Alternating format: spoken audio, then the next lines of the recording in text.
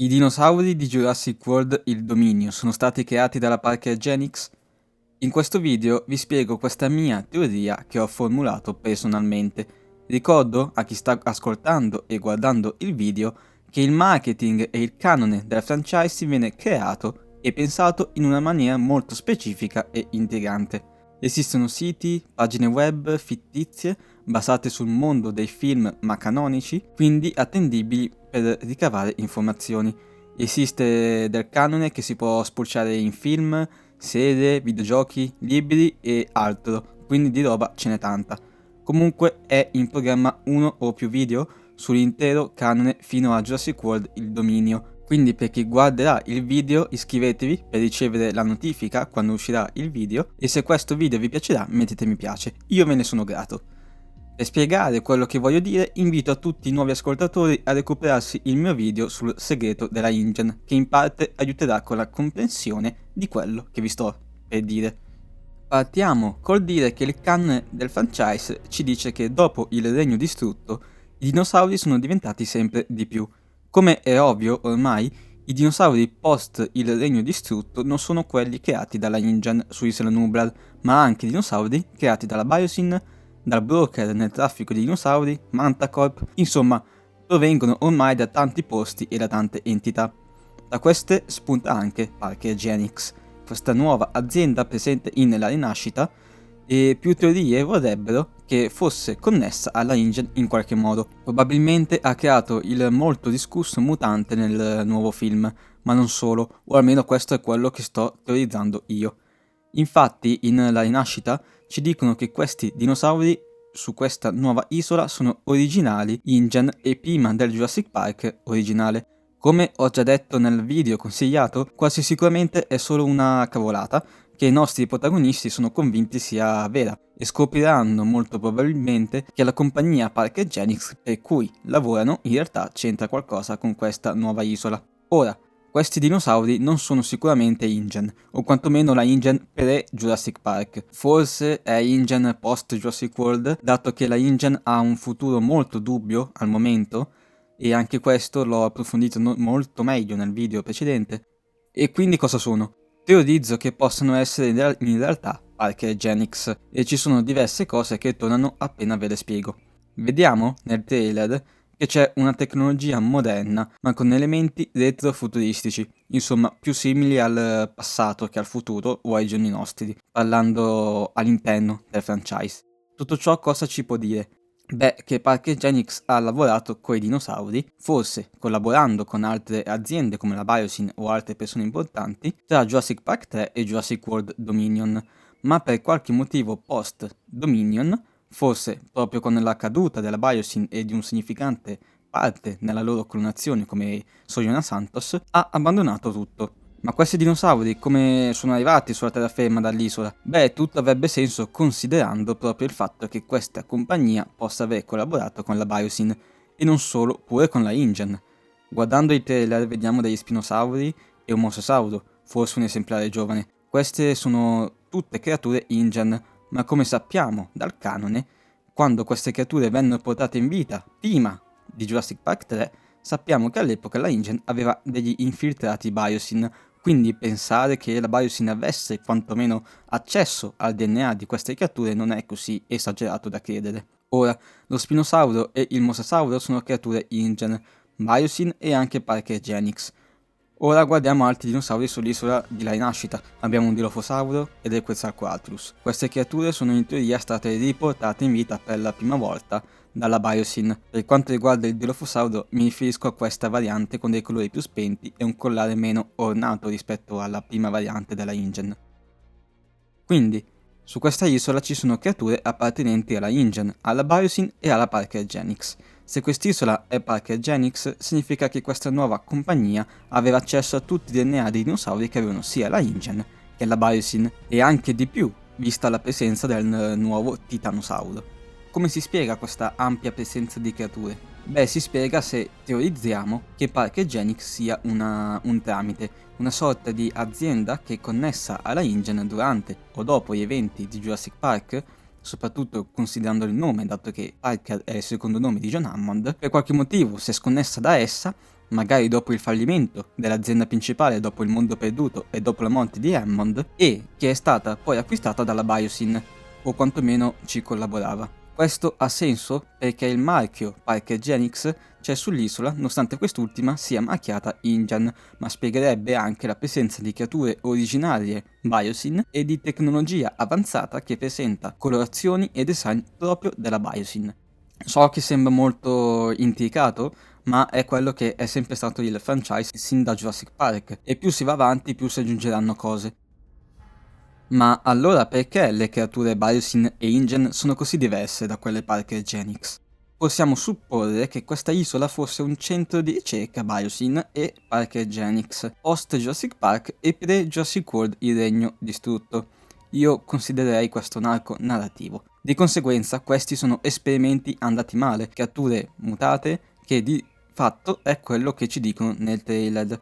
I dinosauri su questa isola in teoria sono solo creature mutate e troppo lavorate. Da tutto questo capiamo che le due compagnie Parker Genix e Biosyn collaboravano prima di Dominion, e vi darò ulteriori indizi che potrebbero sostenere questa teoria.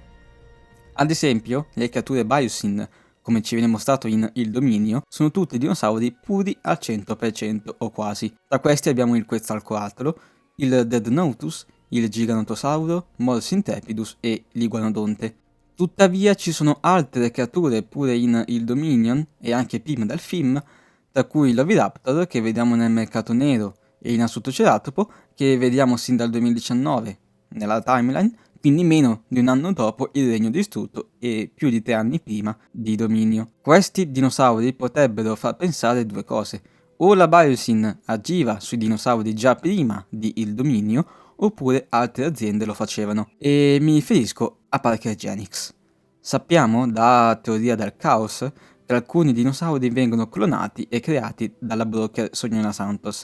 Tra questi c'è proprio il Nasutoceratopo, tenuto anche in alcuni allevamenti che vediamo in Il Dominio. Non solo, pure il Listrosauro dal Mercato Nero vediamo che viene creato da Soyona, ma persone come Santos come hanno preso questo DNA e questi dinosauri? Soyona doveva ancora lavorare con la Biosyn in teoria del caos, quindi arriva Parker Genix, o almeno è questa teoria. E se Parker Genix, dopo aver creato alcuni dinosauri, avesse deciso di esportarli dall'isola per introdurli sulla terraferma? Sto teorizzando questo, per tante ragioni, tra cui quelle spiegate finora. Quindi appunto dinosauri al 100% accurati prima che li facesse la Biosyn, creature originarie sia della InGen che della InGen con gli infiltrati Biosyn, sia della Biosyn. Come questa cosa avrebbe senso? Beh, Parker Genix potrebbe aver approfittato dell'incidente alla Villa Lockwood alla fine di Il Regno Distrutto per attuare i suoi piani collaborando con la Biosyn. Infatti, come sappiamo da Dominion, la Biosyn ha subito reclamato i diritti di cattura di tali creature. Infatti alla Villa Lockwood c'era gente della Biosyn.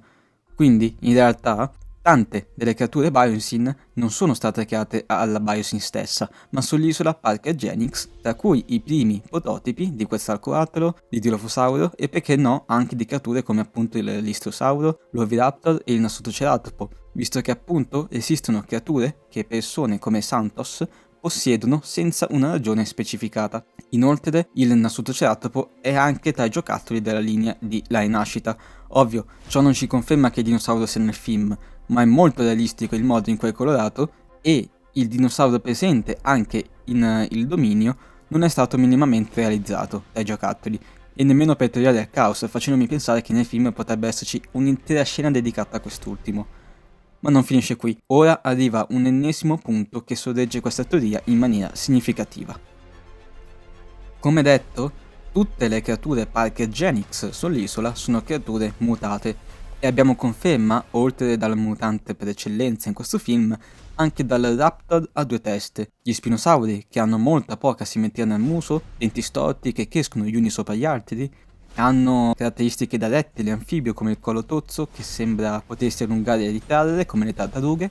Ci Ci sono i titanosauri che hanno una protuberanza sul muso molto simile a quella del mutante carnivoro, che sembra un corpo estraneo, e le vele che non dovrebbero avere. Ci sono i Quetzalcoatlus che hanno piume molto sparse e non regolari, zone completamente calve e una cresta che i Quetzalcoatlus scientificamente accurati non hanno, né nella realtà né nel canone del film. Anche il mosasauro ha protuberanze molto più accentuate di quelle della variante InGen e sembra una grossa balena, soprattutto per la pelle. Infine c'è il T-Rex che ha delle forme nelle squame mai viste, molto simili a quelle di una iguana, e inoltre tutte queste creature sono ipercolorate. Il T-Rex si dice possa pure mimetizzarsi e ritorna molto il tema strisce cromatiche su tutte le creature. Insomma, si vede che sono dinosauri provvisori e con molta manipolazione genetica, probabilmente con animali attuali. Detto questo, analizziamo un attimo le creature di provenienza dubbia all'interno del franchise post il regno distrutto. Abbiamo il Mayangasauro o Majungasauro. La forma del cranio è molto simile all'originale, tuttavia presenta caratteristiche molto simili a quelle Parker Genix, quindi protuberanze estranee e colorazioni e striature molto varie su più esemplari. Guardiamo il Sucomimo, che ha sembianze da rettile, anfibio e colorazioni molto distintive, per niente nello stile InGen, anzi alcuni concept di design realizzati dagli autori confermano che si sono basati su lucertole e anfibi attuali. Vediamo poi il Parasaurolofo, che in Il Dominio cambia completamente design, quando è stato sempre lo stesso in realtà, più o meno da Jurassic Park fino a Jurassic World Teoria del Caos, che come sappiamo è ambientato appena prima di Dominio. Quindi ufficialmente esistono due varianti vive di Parasaurolofo nel franchise.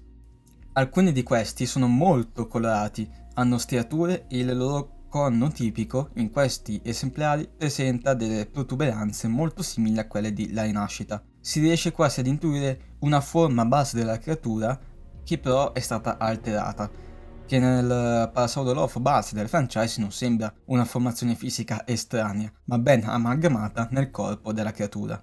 Inoltre, anche le zampe anteriori sono molto diverse, ed è qui che mi vorrei concentrare, perché non so voi, magari sono io strano, ma più volte, mentre guardavo e guardo Il Dominio, e questo mi è stato confermato anche da più persone, sembra che possano avere un minimo di DNA di cavallo. Guardando la forma fisica delle zampe anteriori e lo sguardo, questo dinosauro presenta tratti da cavallo, soprattutto per quanto riguarda gli occhi, e per 2 volte nel film viene affiancato ai cavalli. Queste creature apparse all'improvviso nel franchise dopo il Regno Distrutto non sono InGen, non sono Biosyn e presentano diverse caratteristiche Parker Genix. Ormai avete capito dove voglio andare a parare. Parker Genix è tra i responsabili della esistenza di queste creature e anzi di gran parte di queste creature. Un'ultima conferma secondo me è il fatto che sul set di La Rinascita c'è il cadavere di un parasaurolofo e guarda un po' è il parasaurolofo dal design di Il Dominio. Ditemi com'è possibile che un animale come il parasaurolofo dal Nevada finisca su un'isola a centinaia di chilometri di distanza. È più probabile che qualcuno lo abbia esportato dall'isola, soprattutto considerando appunto la situazione di Il Dominio. Quindi sì, questo è quello che questa mia teoria dice. Per una maggiore comprensione consiglio ancora una volta di recuperare il video sul segreto della InGen, dove spiego meglio il divario InGen e Biosyn, collegandomi alla Rinascita e a Parker Genix. Preparatevi in futuro per il video su intero canone e io per oggi ho finito. Quindi ci vediamo nel prossimo video e io sono Jurassic Paddock.